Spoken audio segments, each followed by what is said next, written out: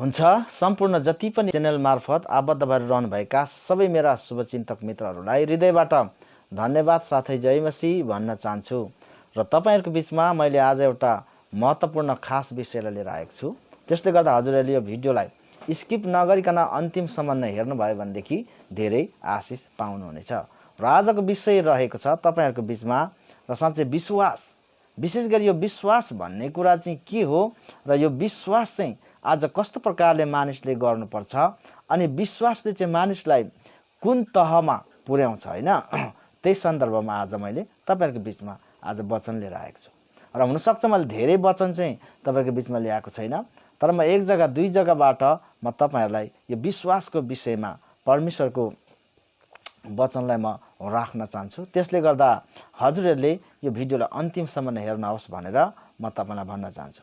विशेष गरी मैले यो भिडियो ल्याउने जमर्क वा यो मैले भिडियो तपाईहरुको बिचमा ल्याउने विचार चाहिँ किन गरे भनेदेखि मैले एउटा भनौं व्हाट्सएपबाट भनौं एउटा वचन मैले पाएको थिएँ कि त्यहाँ चाहिँ भनौं म एकजना व्यक्तिले वा अगमबानी गरिराखेको कि सबै भनौं पास्टर, प्रचारक, अगमवक्ताहरू र त्यस्तै गरी भनौं इभान्जेलिस्टहरू चाहिँ भनौं डरलाग्दो कालो खाडलभित्र पसिराखेको र उनीहरूको निम्ति चाहिँ परमेश्वर रोइराख्नु भएको हो। त्यसरी चाहिँ भनौं अनि त्यहाँ चाहिँ एकजना दुईजना 10 जना मात्रै पनि होइन, तर लाख लाख प्रभुका दासहरू चाहिँ अधोलोकमा गइरहेको, डरलाग्दो अन्धकार खाडलमा गइरहेको त्यो बहिनीले अगमबानी गर्दै गरेको चाहिँ अनि मैले त्यहाँ पाएँ। त्यसर्थ भनौं मैले आज भिडियो मैले तपाईहरुको बिचमा ल्याउने मैले एउटा के विचार गरेको छु। त्यसले गर्दा आउनुस् पहिलो अडियो क्लिपलाई हजुरहरूले अलिकति सुन्न सक्नुहुनेछ। हाँ, तो मुझे ऐसा दिखाई दिया ब्रदर कि ना ये अर्थ में, ये जो पृथ्वी पर है ना, बहुत बड़ा खड्डा है, ऐसा बहुत बड़ा होल है, बहुत बड़ा ऐसे बहुत बड़ा ऐसा होल है और उसमें ना बहुत से लोग नीचे गिर रहे हैं, नीचे गिर रहे हैं, नीचे गिर रहे हैं ऐसे। और उसमें से ना मैंने पास्टर्स को देखा, प्रॉफिट्स को देखा, अपोस्टल्स को देखा, इवेंजलिस्ट को देखा, मैन ऑफ गॉड को देखा, ये भी लोग नीचे गिर रहे हैं। तो जब मैंने वो देखा तो मैं मतलब मैं डर गई थोड़ा। तो मैंने कहा मतलब ऐसा मतलब ये हुआ मुझे, अरे ये तो प्रभु के सेवक है। हाँ, these are the women of God, man of God, प्रभु के सेवक हैं, ये कैसे गिर रहे हैं। मैं ये सोच ही रही थी तो उनका आवाज मेरे को आया टेरिबली। वो जब नीचे गिर रहे हैं ना तो किधर आप अपट नहीं रहे, नीचे जाके किधर ऐसे ठोकर खा के गिर नहीं रहे, वो गिरते ही जा रहे, गिरते ही जा रहे।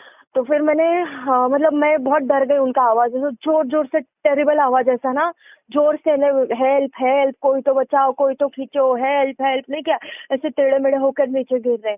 तो फिर मैं एकदम उनका आवाज सुनकर ना मैं जोर से भागने लगी। वो गड्ढा जो था ना उससे साइड में थोड़ा भागने लगी और मैं इतनी डरी हुई थी कि मैंने पूरा मेरा पैर जो था फिसल गया और मैं वहीं पे गिर गई। एक हाथ मतलब एक इंसान था, आदमी था वहाँ पे, उसने मेरा हाथ उठाया और मैंने उसको बोला, अरे मुझे यहाँ से लेके चलो, मुझे यहाँ से लेके चलो, मुझे इधर रुकने का नहीं है, रुकने का नहीं है, मुझे यहाँ से लेके चलो।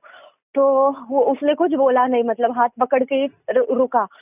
तो जब मैंने देखा तो मैंने कहा ये तो पास्टर है, ये तो ये पास्टर है, ये तो ये प्रॉफिट है, ये तो ये अपोस्टल है, ये तो ये है, ये तो ये है ना, ऐसे मैं बोलने लगी।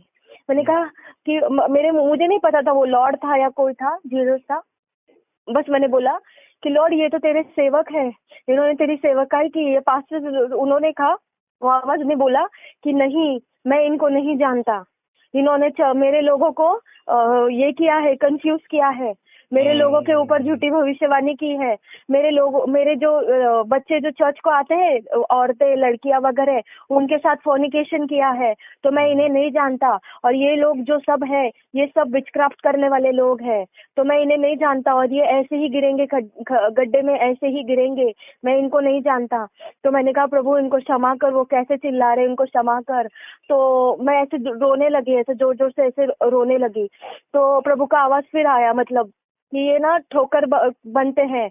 कोई चर्च को आ रहा है, किसी को कोई समस्या है, किसी को कुछ प्रॉब्लम है, तो जब वो इंसान चर्च को आता है ना तो ये ठोकर का कारण बनते हैं। मतलब एक साइड से वचन भी देते हैं, प्रोफेसी भी करते हैं, प्रभु के वचन से इनकरेज भी करते हैं, और दूसरे साइड जाके दूसरे लोगों को बोलते भी है। तो ना ये ऐसी चीज, तो ये मैं इनको नहीं जानता, ऐसे तीर भी गिर रहे हैं, और ऐसे 1 2 10 20 नहीं, हजारों में, करोड़ों में, लाखों में लोग ऐसे गिर रहे हैं। और मैं इतना रोने लगी। मैंने कहा प्रभु मैं ये कैसे बताऊं सब लोगों को, मैं कैसे बताऊं ये सारे लोगों को ये उहाँको अडियो क्लिपलाई हजुरहरूले सुनिहाल्नुभयो र विशेष गरी सत्य के हो सो म यसै जान्न सक्दिनँ। र विशेष गरी हुनसक्छ आजको संसारमा जो चाहिँ भनौँ प्रभुको काम गर्दै गरेका प्रभुका दास लगायत भनौँ सयौँ विश्वासीहरूमाथि पनि यस्तो प्रकारको परीक्षाहरू आइरहेको हुनसक्छ र त्यो समयमा परमेश्वरले सतर्क र साँच्चै नै प्रभुपट्टि फर्किने र एउटा तयारीको भनौँ जीवन जिउने को निम्ति प्रभुले एउटा चेतावनी दिएको पनि हुनसक्छ र नहुन पनि सक्छ। त्यसलाई चाहिँ म कुनै प्रकारको म अस्वीकार पनि गर्दिनँ र त्यसलाई पूर्ण रूपले म स्वीकार पनि गर्दिनँ। तर विशेष गरी रहेको कुरा चाहिँ के भनेदेखि आज तपाईँ र मलाई बाइबलले के भन्छ, सबैभन्दा पहिला हामी जब अन्तिमको समय हुन्छ यो अडियो क्लिपलाई सुन्दै गर्दा चाहिँ मलाई यहाँसम्म लाग्यो कि आज धेरै प्रभुका काम गर्ने प्रभुका दासहरूलाई चाहिँ एउटा डरको माहौल पनि बनाइरहेको छ र धेरैजनालाई यस्तो प्रकारको अगमबानीले चाहिँ धेरैजना डराएर प्रभुको काम के गर्नु र भनेर एउटा मनोबल कमजोरी हुने, प्रभुको काम गर्दै गर्दा पनि नरकै गइने रहेछ भनौँ विभिन्न कुराहरू चाहिँ यहाँ निक्लेर चाहिँ आज त्यही पनि एउटा दुईटा मात्रै नभएर चाहिँ भनौँ लाखको भनेपछि चाहिँ भनौँ सबै प्रभुका दासहरू चाहिँ जति पनि एभान्जेलिस्ट भनौँ अगमवक्ताहरू, त्यसरी चाहिँ भनौँ पास्टरहरू, एल्डर्सहरू सबै जति पनि प्रभुको काम गर्ने सबैजना चाहिँ अन्धकारको भनौँ खाल्टोमा गइरहेको कुरा चाहिँ यहाँ हामी देख्छौँ। भनेदेखि यी सबै कुरा हामी हेर्दै गर्दाखेरि धेरैजनालाई एउटा आफ्नो मनोबल कमजोरी हुने कुराहरू पनि यहाँ छ। त्यसले गर्दाखेरि म तपाईँलाई के भन्न चाहन्छु भने परमेश्वरको वचन बाइबलमा चाहिँ हामीलाई के भनेको छ भनेदेखि चाहिँ होइन भनौँ अन्तिमको दिनमा धेरै झुट्टा अगमवक्ताहरू खडा हुनेछन्, तर तिमीहरू चाहिँ सचेत र जागर हो, किनकि ख्रिस्ट यहाँ छन् कि त्यहाँ छन् भन्दै गर्दाखेरि पनि तिमीहरू नपत्याओ। तर जसै पूर्वबाट पश्चिमसम्म नै के बिजुली चम्किन्छ त्यसरी नै मनुष्य पुत्रको पनि आगमन हुनेछ, तर अन्तिमसम्म नै दृढ विश्वासमा रहने त्यसको चाहिँ उद्धार हुनेछ भनेर प्रभुको वचनले भन्छ। भनेदेखि आज तपाईँ र म चाहिँ विश्वासमा अटल रहनुपर्छ र विश्वासको परिभाषा चाहिँ के हो भन्ने कुरा आज म तपाईँको बिचमा ल्याएको छु। र त्यसैमा चाहिँ हामी आउनुहोस् अलिकति हिब्रूको किताब 11 अध्यायको म 1 पदमा म पढ्नेछु। यसो लेखेको छ, अब विश्वास चाहिँ आशा राखिएका कुराको निश्चय र नदेखिएको कुराको दृढ भरोसा हो भनेको छ। अनि यहाँ म 2 मा पढ्छु, किनकि यसै विश्वासद्वारा प्राचीन मानिसहरूलाई परमेश्वरले ग्रहण गर्नुभयो। अब विश्वास चाहिँ आशा राखिएको कुरा अनि नदेखिएको कुरामा चाहिँ दृढ भरोसा गर्नु नै त्यो चाहिँ विश्वास हो भनेर चाहिँ आज तपाईँ र मलाई परमेश्वरको वचन बाइबलले सिकाउँछ। हामी चाहिँ आज विश्वासमा रहनुपर्ने समय छ होइन। अब आशा राखिएको नदेखेको कुरामाथि हामी भरोसा राख्नुहोस्। अर्को नम्बर कुरा आउनुहोस्, एफिसीको किताबलाई हामी पढ्छौँ। एफिसीको 2 अध्यायको 8 मा त्यहाँ स्पष्टसँग लेखेको छ। 8 र 9 लाई म पढिदिन्छु। यहाँ चाहिँ लेखेको छ, किनभने अनुग्रहबाट विश्वासद्वारा तिमीहरूले उद्धार पाएका छौ र यो तिमीहरू आफैबाट होइन, यो त परमेश्वरको वरदान हो, कर्मद्वारा होइन, नत्र त मानिसले घमण्ड गर्नेछ भनेको छ। किनभने तिमीहरूले होइन अनुग्रहबाट विश्वासद्वारा उद्धार पाएका छौ, तिमीहरू आफैबाट होइन, नत्र त मानिसले घमण्ड गर्नेछ। अब यो विश्वास भनेको वास्तविक कुरा चाहिँ के हो त? यो कुरालाई प्रभुले यहाँसम्म भन्नुभएको छ, तिमीहरूको विश्वास चाहिँ रायोको दाना जति मात्रै छ भने पनि के भनेको छ भनेदेखि यो पहाडलाई नै उखलेर वा यो पहाड नै गएर नदीमा पर भन्यो भने पनि त्यसै हुनेछ भन्नुभयो। सानो रायोको दाना जति विश्वासमा त्यत्रो ठुलो कार्यको कुरा यहाँ प्रभु यीशुले भन्दै हुनुहुन्छ। त्यो चाहिँ किन भन्दै हुन्छ भनेदेखि आजका दिन विभिन्न प्रकारले चाहिँ आज भरमाउने कुराहरू र मानिसलाई भ्रम पार्ने कुराहरू चाहिँ आज आइरहेको छ।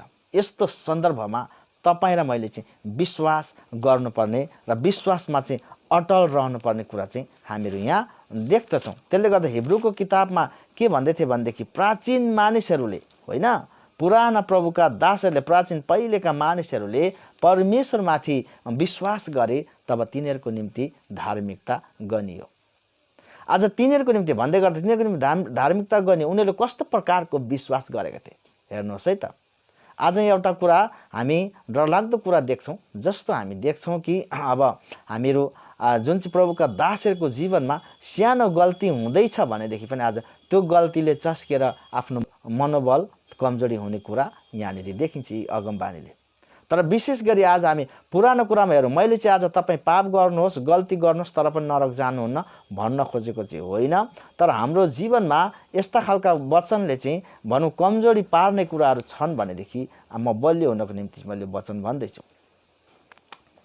हामी हेर्छौँ पुरानो समयमा चाहिँ उनीहरूमा कस्तो प्रकारको विश्वास थियो, जस्तो हामी अब्राहमलाई विश्वासद्वारा ऊ धार्मिक गनिए भनेको छ।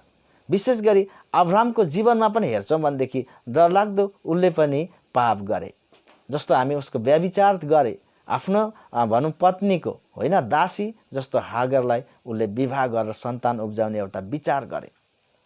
तर पनि प्रभुले अब्राहमलाई एउटा भनौँ विश्वासका पिता ठहराउनु भयो। तर पनि अब्राहमले भनौँ परमेश्वरमाथि भरोसा राखे, हरेक परिस्थिति आफूले पाप गर्दै गर्दा पापमा लड्दै गर्दाखेरि पनि भनौँ अब्राहमले चाहिँ भनौँ परमेश्वरमाथि भरोसा राख्न उनले छोडेन।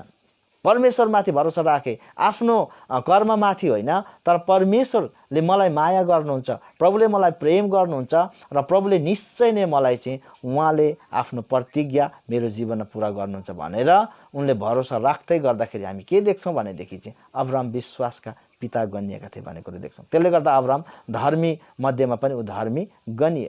अर्को नम्बर कुरा हामी के देख्छौँ भनेदेखि दाउदलाई हेरौँ। दाउद पनि एउटा भनौँ डरलाग्दो पापी मान्छे हुन्। उसको जीवनमा पनि विभिन्न प्रकारको काम भयो। तीमाथि हामी देख्छौँ भनेदेखि उरियाकी पत्नी बेत्सेबालाई चाहिँ उसले के गरे भनेदेखि आफ्नै पत्नी बनाए।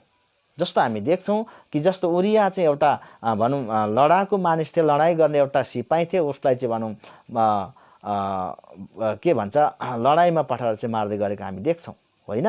जस्तो कि घरबाट आफ्नो मकानबाट चाहिँ तल फर्केर हेर्दै गर्दाखेरि चाहिँ ती भनौँ उरियाकी पत्नी चाहिँ होइन नुहाउँदै गरेको देख्दै गर्दाखेरि उसलाई चाहिँ कुवासनाले जल्यो। तब उसले चाहिँ उसलाई बोलाएर चाहिँ उसँग सम्बन्ध राख्ने विचार गरे। जब उसको श्रीमानले त थाहा पाएपछि उसलाई चाहिँ भनौँ परित्याग गरे, एकदम अशान्ति भएर चाहिँ बरन्डातिर सुत्ने एकदमै पूर्ण अशान्ति भए। आफ्नो पत्नीलाई चाहिँ पत्नीको रूपमा अस्वीकार गरे। त्यति साह्रो उसलाई अशान्ति पारे। दाउदले पनि एउटा कुनै भनौँ स्त्रीको पतिलाई अशान्ति पारे, तर पनि भनौँ पछाडि गएर उसलाई मारेर पनि उसलाई चाहिँ के गरे आफ्नो श्रीमतीको रूपमा अपनाए भनेर भनेको छ। तर त्यस्तो व्यक्तिलाई पनि प्रभुले उसमाथि भएको विश्वास, उसमा भएको भरोसा, उसले चाहिँ परमेश्वरको भनौँ माथि राखेको विश्वासद्वारा चाहिँ के भयो भनेदेखि दाउदलाई पनि परमेश्वरले एक दिन धर्मी ठहराउनु भयो। जस्तो हामी के देख्छौँ भनेदेखि दाउद प्रभु जगतका उद्धारकर्ता प्रभु येशू ख्रिस्टलाई दाउदका पुत्रलाई होसाना, जगतका उद्धारकर्ता पवित्र पवित्र प्रभु येशू ख्रिस्टलाई पनि दाउदका पुत्र भनेर भनिएको छ। भनेदेखि चाहिँ हामी यहाँ के देख्छौँ भनेदेखि होइन प्राचीन समयमा जस्तो हामी देख्छौँ कि हिब्रूको भनौँ हिब्रूको किताबमा जब अघि मैले पढ्दै थिएँ कि आउनुहोस् म हिब्रूको किताबको 11 अध्यायको 2 पदमा यहाँ के भनेको छ भनेदेखि किनभने यसै विश्वासद्वारा प्राचीन मानिसहरूलाई परमेश्वरले ग्रहण गर्नुभयो। त उनीहरूको विश्वासद्वारा, यसै विश्वासद्वारा उनीहरूमा विश्वास थियो कि ताकि प्रभुमाथि, त्यसले गर्दा त्यही विश्वासद्वारा परमेश्वरले प्राचीन समयका मानिसहरूलाई ग्रहण गर्नुभयो। तिनीहरूले पाप गरे होइन, जस्तो हामी देख्छौँ अब्राहमले पनि डरलाग्दो गल्ती गरे, तर पनि ऊ परमेश्वरमाथि विश्वास भरोसा राखेको कारण ग्रहण गर्नुभयो। त्यस्तै गरी आज दाउदले पनि भनौँ डरलाग्दो पाप गर्दै गर्दाखेरि पनि प्रभुको आवाजलाई सुनेर उसले पश्चाताप गरेर फर्के। पश्चाताप गरिसकेपछि परमेश्वरमा भरोसा राखे, प्रार्थना गरे, प्रभुलाई पहिलो स्थान दिए। त्यसर्थ आज दाउदलाई पनि के भन्छ भनेदेखि येशू ख्रिस्टलाई पनि दाउदको पुत्र भनेर चाहिँ सम्बोधित गरियो। त्यसरी चाहिँ प्रभुले के गर्नुभयो भनेदेखि दाउदलाई पनि प्रभुले आशिष गर्नुभयो।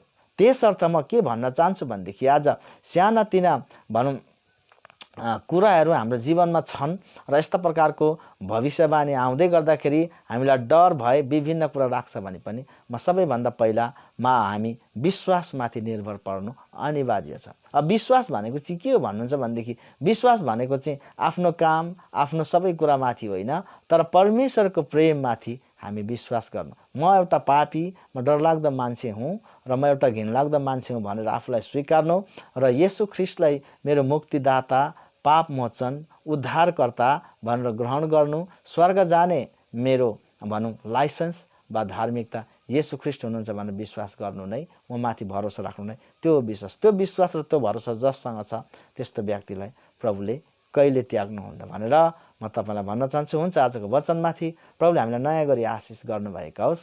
आमेन।